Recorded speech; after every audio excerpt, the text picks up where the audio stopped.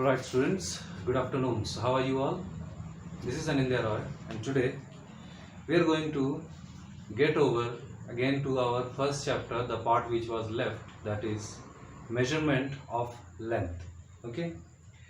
So beginning with the measurement of length, we must understand how to measure a physical quantity. If we want to measure length, we need a meter scale or that inch tape you have heard about, right? If we need to measure the weight of something or mass of something, we need a beam balance or a physical balance. If we need to measure the time, we need a stopwatch or a clock or timer, anything. Okay, so that is what we can understand from this, is that to measure any kind of things we need a particular instrument. Okay, so therefore when we are using instrument, we should understand that each instrument has its basic limitations to measure till different tendencies. For example, if we are using a simple scale, we know that a scale is made into 30 centimeters.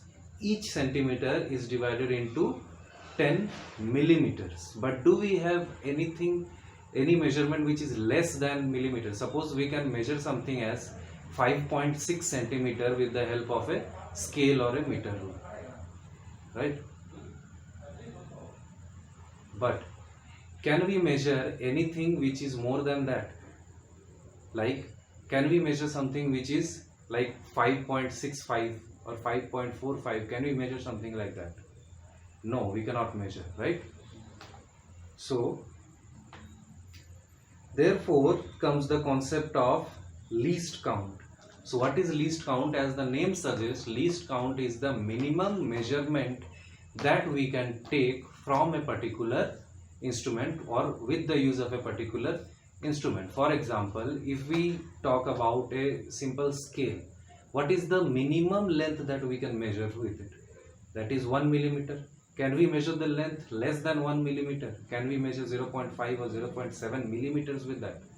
We can measure 0.7 centimeters, but can we measure 0.7 millimeter with that? No, we cannot measure. Okay, so therefore the least count of a simple scale or a meter rule is 0.1 centimeter or 1 millimeter, right? So similarly, different instruments are having different least counts. For example, if we talk about, to this will come a little later. Suppose if we talk about a clock measures like 12, 1, 2, 3, like that. So in this is divided into 5 small parts, right? That is 12, 12, 1, 12, 2, 12, 3, 12, 4, 12, 5. Okay. So what is the minimum thing it can measure is 1 minute, right? Suppose again this one, if we zoom it, if this 2 is again divided into small units, suppose 60 small dots are there.